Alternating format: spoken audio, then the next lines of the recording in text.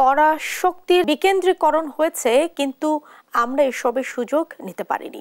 1972 সালের দেশের পররাষ্ট্র নীতি একটি রাষ্ট্রের কাছে বিক্রি করা হয়েছে বলে মন্তব্য করেছেন জাতীয় নাগরিক কমিটির আহ্বায়ক নাসির উদ্দিন পাটোয়ারি।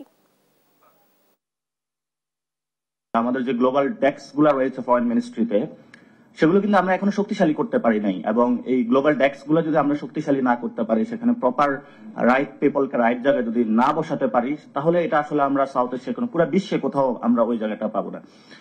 এবং আমরা এখন যে ক্রাইসিসের মধ্যে দিয়ে যাচ্ছি, ওয়ার্ল্ড এর মধ্যে অনেকগুলো যুদ্ধ হচ্ছে, টেনশনের মধ্যে দিয়ে যাচ্ছে, প্রাইস হাইকিং হচ্ছে, অনেক বিষয়ের মধ্যে দিয়ে যাচ্ছি। সো আমরা যদি এটা সম্মিলিত ভাবে পুরো জেনারেশনাল শিফটিং যেটা হয়েছে, আমরা যদি এককভাবে কাজ না করতে পারি এই জেনারেশনকে নিয়ে, তাহলে হয়তো বা ভবিষ্যতে আমাদের সামনে একটা খুব দুর্দশা পরিস্থিতি অপেক্ষা করবে।